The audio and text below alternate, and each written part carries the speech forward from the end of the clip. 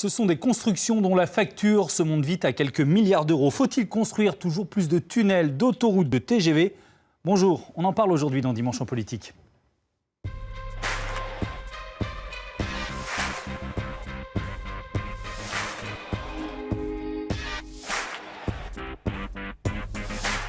Avec un nouveau format très présidentiel pour l'émission, que proposent les programmes sur une thématique qui touche notre région ? On a donc choisi cette semaine de vous parler de ces chantiers gigantesques qu'il faut des décennies pour mener à bien, à un coût exorbitant, mais qui permet aussi de changer la physionomie du pays, que serait Lyon sans sa liaison TGV à 2 heures de Paris, ou bien l'Europe sans le tunnel sous la Manche, qui a pourtant été un flop financier. Ce sont des choix politiques très souvent lourds, irréversibles bien sûr, et fatalement polémiques. Alors on a choisi, pour en parler, un exemple précis et qui nous touche de près. C'est un des plus grands chantiers mondiaux de la première moitié du XXIe siècle, pas moins, la ligne Lyon-Turin. Avec son tunnel de 57 km sous le mont d'Ambin, en Savoie, 13 ans de travaux censés débuter dès cette année, avec une mise en service qui est prévue pour l'année 2030. Sur le plateau, un farouche partisan de ce tunnel, de cette ligne, Stéphane Gugineau, bonjour. Bonjour. Vous êtes le délégué général du Comité pour la Transalpine, qui regroupe diverses collectivités, associations, entreprises, organismes consulaires, c'est ça ? C'est ça, tout à fait, qui est présidé par Jacques Gounon, le PDG d'Eurotunnel. Daniel Ibanez, bonjour. Bonjour. Et merci d'être là. Vous êtes économiste des procédures collectives. Vous êtes surtout considéré en France comme le leader de l'opposition à ce tunnel et à cette ligne à laquelle vous avez consacré 2 ouvrages, Trafic en tout genre, et plus récemment, celui-ci qui s'appelle Lyon-Turin, les réseaux des rails. Un mot, en un seul mot, comment vous qualifieriez ce projet de ligne Lyon-Turin ? Daniel Ibanez. Un gouffre financier où on engloutit l'argent public sur la base de prévisions surévaluées pour ce qui est de la fréquentation, bien évidemment, et sous-évaluées pour ce qui est de l'incidence financière. Stéphane Gugineau, en un mot, le Lyon-Turin, pour vous, c'est quoi ? Alors, je ferai plus qu'en un mot, puisque Daniel Ibanez en a dit plus, mais une chance formidable pour le territoire, pour son développement économique et la préservation de son environnement. Alors on va essayer de replacer cette ligne dans son contexte, en chiffres, en résumé. Un projet global de 26 milliards d'euros, 8,6 milliards pour le seul tunnel, ce fameux tunnel record du monde constitué de 2 tubes de 57,5 km. C'est également un record mondial qui devrait être battu après l'inauguration l'année dernière du tunnel du Gothard. Chantier qui présente des difficultés techniques majeures. Lyon-Turin est en fait plus qu'un projet, puisque 5 descendries, un tunnel de reconnaissance sont déjà construits et le chantier est bien engagé, donc 1 milliard d'euros ont du reste déjà été dépensés. Lyon-Turin a pour principal objet le ferroutage, le trafic de marchandises sur rail, avec un objectif de 40 millions de tonnes de fret transportées par an. Ces défenseurs ont publié cette carte qu'on voit à l'antenne. Ils veulent démontrer que ça deviendrait un axe majeur d'échange de marchandises entre l'Est et l'Ouest de l'Europe.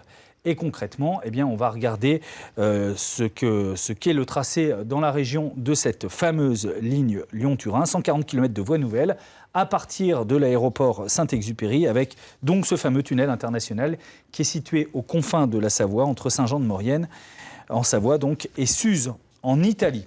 En 2015, puis en 2016, les 2 gouvernements français et italiens, représentés par François Hollande et Matteo Renzi à l'époque, ont signé un accord bilatéral qui a depuis été ratifié par les parlements respectifs français et italiens.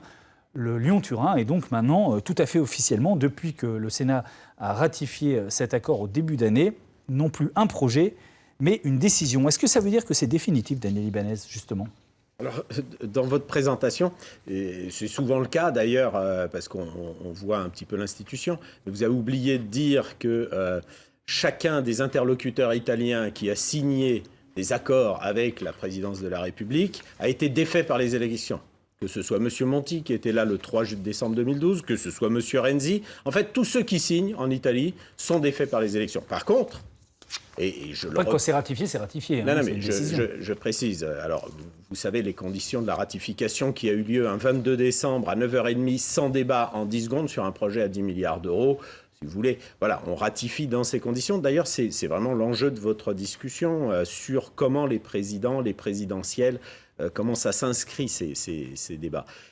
Mais ce que je voudrais dire simplement, c'est que la ville de Turin est sortie du Lyon-Turin, comme vous le savez. Il y a en Italie des mouvements politiques à fort poids politique, qui peuvent peut-être d'ailleurs remporter les prochaines élections, qui auront lieu puisque M. Renzi est défait. En France, la mairie de Grenoble est sortie. On a énormément de candidats qui commencent à dire les vraies choses sur le Lyon-Turin et à rejeter ce projet et à l'abandonner. Voilà, il y a vraiment des choses intéressantes qui complètent un petit peu cette présentation d'inéluctabilité et d'irréversibilité. C'est une question que je pose maintenant à M. Gugino. Est-ce que c'est un processus inéluctable ? Écoutez, il y a 1 milliard d'euros qui a déjà été engagé dans le projet, qui n'est plus un projet, qui maintenant est un chantier. 400 personnes y travaillent. Pour revenir au propos de Daniel Ibanez, effectivement, je ne pense pas que toutes les personnalités politiques italiennes dont vous parlez ont été battues uniquement sur la question du Lyon-Turin. C'est un projet qui est prioritaire pour l'Europe, qui n'a pas été décidé sur un coin de table, pas 4 personnes lors d'une soirée un peu arrosée. C'est 25 ans de traités internationaux, à chaque fois ratifiés par des parlements, à une quasi-unanimité politique. Vous parliez du vote à l'Assemblée nationale, mais j'étais présent lors du vote au Sénat, où chaque groupe politique, Parti socialiste, Parti communiste... 3 minutes. Les républicains, centristes, ont tous pris une position forte pour dire que le Lyon-Turin était une chance. Cette unanimité politique, elle s'est retrouvée localement, puisque toutes les assemblées politiques locales, à toutes les étapes du processus décisionnel, hormis Grenoble, effectivement, mais quelques cristations idéologiques par le maire écologiste, se sont exprimées, mais à toutes les étapes du processus, une puissante dynamique politique s'est exprimée. Donc, de bon sens, on va dire que le chantier est sur les rails. J'ai demandé à Olivier Michel de nous rejoindre. Bonjour Olivier. Bonjour à tous. Bonjour. On est en campagne électorale et Olivier, vous avez épluché justement les propositions des candidats. Alors, soyons honnêtes, il n'y en a pas énormément qui parlent du TGV Lyon-Turin. Ça doit être le plus grand chantier du début du XXIe siècle. Il n'est pas au cœur de la campagne. En tout cas, il est clair que si certains des candidats deviennent présidents, il y a des chances qu'ils l'abandonnent.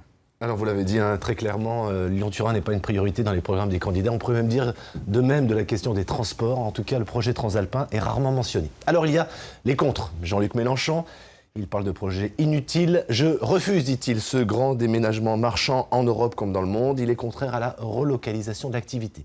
Compte également, et ce n'est pas une surprise, le NPA de Philippe Poutou. Nicolas Dupont-Aignan partage cette opinion. Du reste, il a soutenu votre mémorandum, Daniel Ibanez, il n'y a pas très longtemps. Nous avons fait une conférence de presse en commun.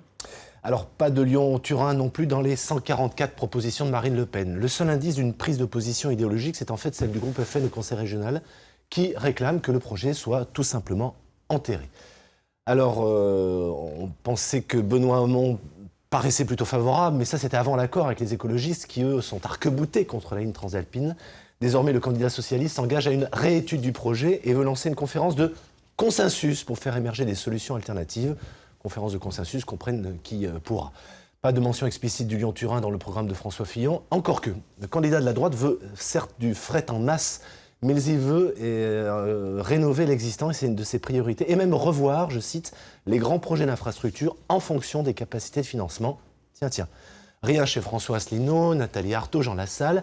Parmi les candidats très favorables au projet, eh bien, Emmanuel Macron, qui veut consacrer 5 milliards, dit-il, fléchés sur 3 grands projets de transport, dont justement le Lyon-Turin, même s'il tente de ménager les opposants écolos, puisque le candidat dit vouloir arrêter de construire des lignes à grande vitesse à tout prix, et surtout, il veut des débats avec les citoyens, plus de médiation. Oui, enfin, pour Jacques Cheminade, sans un certain sens de la formule, Paul, le Lyon-Turin, dit-il, doit être une locomotive du développement des États de l'Est et de toute la Méditerranée. Stéphane Gugino, est-ce que clairement la présidentielle peut remettre en cause ce projet Lyon-Turin, je rappelle, ratifié au mois de février par le Sénat, mais après tout, on peut défaire politiquement ce qu'on a fait. C'est difficile de remettre en cause des projets internationaux et sur lesquels les États se sont engagés, sur des projets qui ont déjà mobilisé 1 milliard d'euros. Donc il faudra une responsabilité politique assez forte. Pour reprendre ce que vous disiez, oui, Emmanuel Macron s'est très clairement prononcé pour le Lyon-Turin. François Fillon aussi, puisque j'étais au débat de TDIE cette semaine. TDIE, c'est un think tank qui travaille sur les questions des transports. Et Dominique Bussereau, son représentant, a clairement dit qu'il était pour le Lyon-Turin.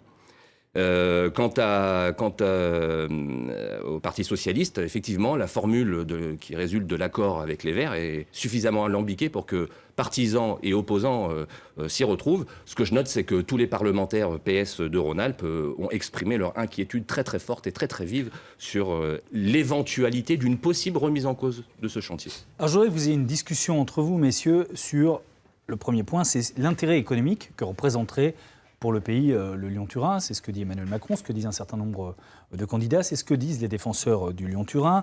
On pourrait faire passer jusqu'à, 10 millions de tonnes de frais, c'est ce qui est avancé sur cette ligne. Ce serait un grand axe européen de ferroutage, donc pour enlever tous ces camions qui polluent actuellement la vallée de l'Arve. C'est une question qu'on vous pose très très souvent, Daniel Ibanez, mais c'est bien qu'on vous la repose encore aujourd'hui. Pourquoi êtes-vous contre ? Alors, plein de camions sur des trains, c'est bien, non ? Oui, non, mais bien sûr que c'est très bien. Juste une petite remarque, M. Asselineau et l'UPR ont fait campagne des régionales contre le Lyon-Turin, c'était écrit dans leur programme. Donc, ce que je voudrais... Non, mais voilà. Je voulais juste le faire remarquer. Ce que je voudrais juste faire remarquer en un mot sur cette histoire, c'est qu'en 2012, vous aviez argué d'ailleurs par les partisans une unanimité politique. Aujourd'hui, cette unanimité politique, à tous les niveaux, dans tous les partis, a volé en éclats. Elle a volé en éclats partout. Vous citez M. Bussereau. M. Bussereau est l'ancien ministre des Transports. Il avait lui-même préparé des choses. Alors, sur votre question, bien sûr que les camions, c'est bien. Et nous, ce que nous disons, si vous voulez, c'est que les camions, c'est bien, mais c'est tout de suite parce que c'est un problème de santé publique. Les 36 jours de pic de pollution en vallée de l'Arve sont quelque chose d'inacceptable. Il y a 3 ans, les préfets de région ont lancé un arrêté interpréfectoral, soi-disant pour limiter la pollution. Résultat des courses, au bout de 3 ans, 36 jours de pics de pollution, des pics de pollution qui n'ont jamais été si importants. Qu'avons-nous fait ? D'ailleurs, à l'initiative de Patrick Mignola, le vice-président chargé des transports de la région, nous avons rédigé 10 propositions qui permettent de sortir les camions immédiatement de la route.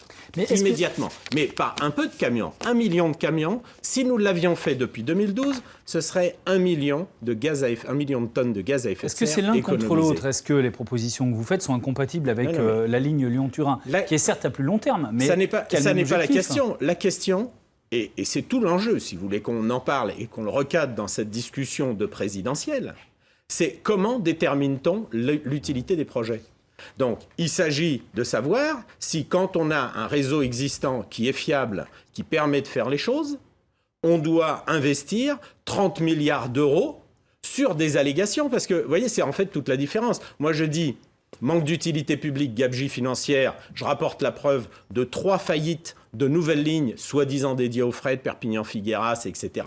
Pau-Langon, les autoroutes, tout ça fait faillite. Et en face de ça, on nous dit développement économique, mais on ne rapporte aucune preuve du développement économique. Alors, M. Gugino, lui, a évidemment certainement des arguments contraires. Alors, beaucoup de choses ont été dites. D'abord, je vais étonner tout le monde, on partage exactement les mêmes objectifs. On fait exactement le même diagnostic. Il y a trop de camions et les dégâts qui sont causés par ces camions sont insoutenables sur le plan environnemental, pour la santé publique, pour la congestion des voies de circulation. Bon, dans toute la France. On est d'accord. Simplement, là où on n'est pas d'accord, c'est sur les solutions à proposer. On est aussi d'accord sur le fait qu'il ne faut certainement pas attendre la mise en place, l'ouverture du tunnel pour mettre en place dès maintenant des politiques favorables au report modal qui soient vigoureuses et ambitieuses. La France est un peu à la traîne sur le sujet. En revanche, on n'est pas d'accord sur, en gros, les solutions à long terme. Vous évoquez la faillite, il y a juste 2 points que je voudrais évoquer. La faillite Perpignan-Figueras, elle n'est pas liée à un problème de faiblesse du trafic potentiel, mais davantage liée à un problème de raccordement avec la LGV espagnole et surtout de raccordement avec les pôles industriels et logistiques qui permettaient d'alimenter la ligne. Mais c'est le premier maillon du Lyon-Turin. Restons dans les Alpes, si on part dans les Pyrénées, on va tous s'en sortir. Par ailleurs, je voudrais juste lever une ambiguïté, parce que c'est vrai que Daniel Ibanez a des convictions fortes qui laissent aller parfois des élans d'exaltation un peu débordants, mais des formules comme 30 milliards d'euros pour gagner 1 heure, bon, ça fait mouche dans l'opinion, mais ça ne correspond pas à la réalité. 30 milliards, c'est à peu près la réalité quand même, hein, en tout cas le niveau de la facture. Pas pour les Français. Non, c'est 30 milliards au total. total. Non, mais... Ah bon, parce que quand l'Europe paye, c'est pas les Français qui payent. Non, mais précisons-le. Je vous rappelle qu'on est contributeur positif à l'Europe, hein. Quand l'Europe paye, et on en a rapporté la preuve, c'est parce que Siim Kallas, commissaire au transport en 2012, a dit « Si vous voulez votre Lyon-Turin, vous ramenez le pognon dans le budget en 2014 ». Mais il n'y a pas que les transports dans les politiques européennes. Donc Non, c'est non, un principe de vase c'est communicant. précisé, qui fait... précisé. En tout cas, article c'est du pas point. 30 millions. Aujourd'hui, c'est 26. Et pour la France, c'est moins de 10 milliards. C'est 2 milliards pour le tunnel. La part française, c'est 2 milliards pour le tunnel et 7,7 milliards pour les voies d'accès. Donc, le système de 26 milliards pour gagner 1 heure. Vous parliez de Dupont-Aignan. Mais vous ne faites pas 4 heures avec votre tunnel, dans son- monsieur. Vous ne faites pas Paris-Milan en 4 heures avec votre Alors, tunnel. ça, c'est un autre pas débat, vrai. mais C'est pas vrai. C'est pas vrai ce que vous dites là. Est-ce que l'intérêt, vrai. c'est plus au transport du fret, quand même? Alors, 80% de la vocation de la ligne est sur le transport de fret. C'est la raison d'être de ce projet. Donc, pour revenir sur le débat, oui, il faut enlever ces camions de la route. Mais pour opérer un basculement de la route vers le rail, il faut offrir une alternative attractive. Aujourd'hui, la proposition de M. Ibanez, c'est d'utiliser une infrastructure qu'il dit fiable et performante, mais qui en réalité ne l'est pas. Ce sont les cadres de la SNCF qui le disent. Oui, mais la l'ancien SNCF patron de la gare de Modane Jean- et de Chambéry. Super, le président de la SNCF est membre du comité pour la Transalpine et considère que c'est un bon projet. Donc, C'est pas ce qu'il a dit dans la presse. Hein, c'est mais pas ce qu'il a dit dans on la peut, presse. on peut à l'infini multiplier ce genre de déclarations. Alors, attendez, je voudrais juste s'arrêter 2 petites secondes pour qu'on comprenne, parce que Oui. sinon vous allez partir dans un débat de technicien un peu compliqué. Vous, ce que vous demandez, monsieur Ibanez, ce que vous avez toujours demandé, c'est utiliser l'existant. Alors, je ne vais pas vous cacher qu'il m'a donné quelques documents, monsieur Gugino, notamment une photo où on voit l'entrée du tunnel du Mont-Cenis, qui est en Savoie, qui est un très vieux tunnel des années de la fin du 19e siècle. Il Oui. dit, c'est Ça, par là... ça, c'est l'entrée italienne. Hein. Voilà. C'est toujours Et- celle-là Oui, que vous enfin, ressortez d'ailleurs. c'est le Et il 21e dit, siècle. c'est par là que M. Ibanez veut faire passer des tas de trains de marchandises. C'est pas possible, c'est trop ancien, Oui. trop exigu, et le volume serait trop limité. Il a tort quand il dit ça? Oui, il a tort. Je vais vous dire tout de suite pourquoi. C'est qu'en 1983, on passait 120 trains de fret par jour dans ce tunnel, 60 dans chaque sens, qui étaient soumis à une convention, à un accord entre la France et l'Italie. Vous aviez obligation d'en passer au minimum 56 par jour. En 1983. Ce qu'il faut savoir, c'est qu'en 1983, du côté italien, la voie était unique. Et aujourd'hui, on en passe 20 alors qu'on a mis 1 milliard d'euros sur cette voie. Ça, c'est la première chose. Après, 200 000 euros. Non, on 200 a mis millions 1 milliard 200 d'euros 200 millions entre la d'euros. France et l'Italie. SNCF Réseau, Mais non. 200 millions d'euros pour la France. Mais monsieur rien que le Ibanez. pont, rien que le tunnel a coûté plus de 400 Vous millions. pouvez avancer vos chiffres, mais c'est mais non, 200 millions d'euros. C'est Bouygues qui sort ce chiffre. Non, c'est pas moi. vous avez dit parler de Ensuite Bernadette ça, Laclais. donc Ensuite ça de n'a rien à ça, voir. vous me dites que nous avons les objectifs à court terme. Mais je vous explique quel est votre objectif. Je lis d'ailleurs votre document de la Transalpine. Vouloir poursuivre à tout prix l'autoroute ferroviaire alpine actuelle en l'absence de perspective à long terme, pourrait au contraire laisser croire que la ligne historique peut encore rendre service. Donc, vous voyez, déjà, on n'a pas le même objectif. Surtout quand vous dites, pourquoi vous dites ça? Ça serait donner des arguments aux opposants de la vallée de Suse. Vous avez refusé que soit développé le trafic pour revenir à ce qu'on faisait en 83, je rappelle. Nous, on dit simplement, faisons ce qu'on fait en 83. Et on sort 1 million de camions. Vous avez refusé parce que l'idéologie, c'est vous qui l'avez. Vous avez une idéologie de surtout ne pas donner des arguments aux opposants de Vallée de Suse ou aux opposants français. Ensuite de ça, et si vous voulez, c'est quelque chose d'important. Vous dites c'est irréversible, c'est un chantier, on ne peut pas revenir en arrière. Mais vous êtes le représentant du lobby pour ce projet, de ceux qui font de la communication pour ça. Mais que faites-vous ici ? Puisque si c'est un chantier irréversible, pourquoi des lobbyistes ont besoin d'être payés avec l'argent public ? Alors, d'abord, le terme lobbyiste, il est très à la mode, avec une connotation péjorative. Il peut tout dire et rien dire. Il est écrit sur votre site. hein. Handicap Bon, c'est international vous qui et l'écrivez sur Greenpeace votre sont site. des lobbies aussi. Je préférais le terme de plaidoyer. En fait, on est un certain nombre, la traduction française, un certain nombre d'acteurs économiques, de professionnels du transport qui plaidons pour une dynamique Monsieur Gugino, autour de ce projet. le temps passant à tout à l'heure, je voudrais juste vous m'expliquer, vous contre-argumentiez sur ce que vient de dire M. Ibanez, qui nous dit on peut tout à fait utiliser la structure existante, ce serait beaucoup moins cher, c'est même à peu près 10 fois moins cher. Pourquoi faut-il une nouvelle structure ? Pour cela, il faut expliquer. Alors, laissez-moi par contre 2 minutes.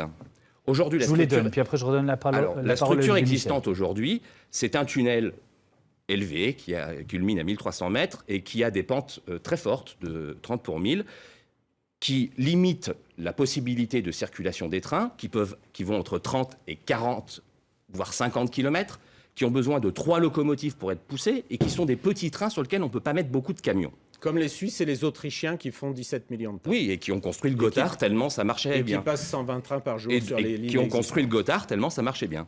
Et donc, aujourd'hui, pour rendre le rail attractif par rapport à la route, mettons-nous à la place d'un transporteur. Nous travaillons beaucoup avec des transporteurs. Je ne sais pas si dans vos ateliers partagés, vous travaillez avec des transporteurs, des professionnels. Ah, ça, l'image qu'on a... Bon, nous, on travaille... Alors voilà, précisément, l'image qu'on a, c'est celle que vous publiez, voilà. d'ailleurs, la Transalpine, pour montrer la différence entre les deux tunnels, justement. Il faudrait la mettre, en fait, en parallèle du tunnel du Gothard existant, qui jusqu'en 2016 servait, et du tunnel du Brenner, avec les conditions de circulation. Mais je vous adresserai les vidéos. Donc, pour qu'un transporteur...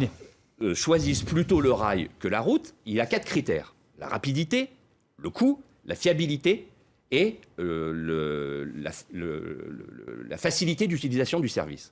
Aujourd'hui, il a le choix entre quoi ? Entre le passage par la ligne historique, qui va sur des trains qui vont à 50 km, qui sont soumis aux aléas climatiques, qui causent des surcoûts d'exploitation de 40%, et une proposition... Mais on est d'accord avec M. Ibanez, dont il faut essayer, en attendant la mise en place du Lyon-Turin, d'optimiser les capacités. Mais le Lyon-Turin, on doit proposer aux transporteurs une infrastructure ultramoderne, correspondant aux standards internationaux en matière de transport, sur lequel les trains pourront circuler à 120 km/h, et des trains avec des capacités massifiées, ce qui permettra de diminuer le coût. À votre avis, le transporteur, qu'est-ce qu'il préfère lorsqu'il a un choix comme ça ? J'aimerais retourner vers Olivier Michel pour lui poser une autre question. Et les Rhône-Alpins, qu'en pensent-ils ? On leur a posé la question via les réseaux sociaux et via Internet. On a eu beaucoup de réactions. C'était un débat qui intéresse énormément dans la région, Olivier. Oui, la question était le Lyon-Turin, Gabegie ou Chance. Alors, je ne vous cache pas, messieurs, que sur les réponses simples, Gabegie ou Chance, ça s'équilibrait un peu. Ce qui m'a intéressé, c'est évidemment de récupérer les arguments des uns et des autres, des arguments que vous avez en partie développé. Premier message, autant d'argent et surtout d'endettement pour gagner 3 quarts d'heure sur un trajet de train entre Lyon et Turin est une hérésie. À 150 millions d'euros le kilomètre minimum, sa faillite est assurée. Ça, c'est Jean-Paul Richard de Chambéry. Une gabegie évidente, démontrée par la Cour des comptes. Plus loin, il vaut mieux transformer profondément la ligne existante. Argument que vous avez repris, M. Ibanez, tout à l'heure. Nous voulons les marchandises sur les trains. La ligne existante est à 20% de ses capacités. Ça aussi, c'est un argument qu'on a entendu il y a quelques instants. Maintenant, ceux qui sont plutôt pour, bravo à un projet qui supprime les camions et crée des emplois. Du reste, cette question des emplois générés par le chantier, c'est un thème que vous n'avez pas encore abordé. Il n'y a aucune alternative crédible, sinon nous continuerons à élargir, à rajouter des autoroutes, des tunnels. Cela coûtera aussi cher avec la pollution et le CO2 en plus. Une chance, si des mesures fermes sont prises pour orienter le fret sur le rail, exemple c'est l'écotaxe, dont on sait ce qu'il est advenu. Et puis enfin, cette référence, du reste, le tunnel sous la Manche a ruiné la moitié de la France. On peut se poser la question de sa rentabilité, mais personne ne met en doute son utilité. 20 ans après sa construction, il en sera sûrement de même pour Lyon-Turin. C'est un Grenoblois, Jean Maurice, qui nous adresse ce message. Daniel Ibanez, j'ai une question par rapport à l'environnement. Pourquoi vous considérez que la construction de ce tunnel, Lyon-Turin, est une menace environnementale ? Si vous voulez, la première menace environnementale, c'est celle sur la santé publique qui a lieu aujourd'hui. Il y a quelque chose qu'il faut dire aux téléspectateurs et qui me paraît essentiel. C'est qu'aujourd'hui, il existe un fonds pour l'intermodalité, depuis 2002. Ce fonds pour l'intermodalité, donc, qui devrait financer le report immédiat de la route vers le rail, auquel d'ailleurs siège M. Michel Bouvard, sénateur Les Républicains, qui fait la grande publicité pour le financement du Lyon-Turin. Ce fonds, aujourd'hui, utilise les bénéfices du tunnel du Mont-Blanc, dont il est propriétaire à 67%, les 2 tiers. Il utilise les bénéfices du tunnel du Mont-Blanc fait par la pollution des camions pour financer les pertes du tunnel du Fréjus, dont il est actionnaire à 99%, pour financer la pollution en Maurienne. Et je vous dis, ça n'est plus une activité intermodale, c'est une activité monomodale, en violation du Code des transports, parce que ce fonds a son activité régie par le Code des transports. Résultat des courses, aujourd'hui, on nous parle d'un projet environnemental, mais ceux qui sont à la manœuvre aujourd'hui sont en train de créer la pollution routière en Maurienne par le bénéfice de la pollution routière dans la vallée de l'Arve, où on a eu 36 jours de pic de pollution. Ça, c'est la première chose. Ensuite de ça, il faudrait qu'il y ait un peu de transparence. Rapidement. Transparence, à savoir que vous nous donniez, enfin, que tel te donne, parce que moi je ne vois pas ce que fait la Transalpine là-dedans, mais que TELT, Lyon-Turin Ferroviaire, donne les tarissements qui ont eu lieu jusqu'à maintenant dans tous les creusements qu'ils ont faits, notamment via la Rodin-Bourget qui a perdu toutes ses sources, et surtout les études sur la loi sur l'eau qu'ils ont toujours refusé de donner, même dans les enquêtes d'utilité publique, parce que c'est 300 millions de mètres cubes à l'année qui vont être drainés dans les montagnes. Un mot de conclusion rapidement sur cet aspect environnemental. Est-ce que le chantier lui-même est une menace pour l'environnement? Et je vous laisse Bon, écoutez, le chantier, 40 secondes parce qu'on est à la fin de l'émission. Le Lyon-Turin, c'est le même que le Saint-Gothard, qui a été réalisé dans des conditions... Le Saint-Gothard, c'est le tunnel de 57 km en que Suisse. les Suisses développent, comme tous nos voisins européens d'ailleurs. C'est déroulé dans de parfaites conditions. On a l'expertise sur ce genre de choses. C'est ultra sécurisé sur le plan de l'insertion environnementale, des mesures à prendre pour garantir la protection de la faune et de la flore et de la protection des nuisances. D'espèces immédiat. Comment ? Déjà, le préfet a lancé un arrêté de destruction d'espèces. D'accord. Merci beaucoup à tous les deux. Je sais qu'on est déjà au bout de cette émission, que c'est passé très vite. Merci Olivier d'être venu. Daniel Ibanez, je renvoie à vos livres, dont le dernier s'appelle Lyon-Turin, les réseaux des rails, qui est une longue lettre ouverte à un juge, et dans lesquels vous exposez vos arguments, alors là, de façon très détaillée. Stéphane Gugino, la défense du Lyon-Turin, c'est à retrouver sur le site très détaillé, lui aussi également de la Transalpine. La semaine prochaine, on se penchera sur une autre thématique qu'on entend dans cette campagne électorale, c'est celle plutôt de la désertification rurale, avec un des exemples les plus frappants, c'est le manque de médecins et d'offres de santé dans de nombreux secteurs. Dimanche en politique continue juste après le flash de midi, Francis Letellier avec face à face le numéro 2 du Front National, Florian Philippot, et le porte-parole de Jean-Luc Mélenchon, Alexis Corbière. Je vous souhaite un excellent week-end à tous, à très bientôt.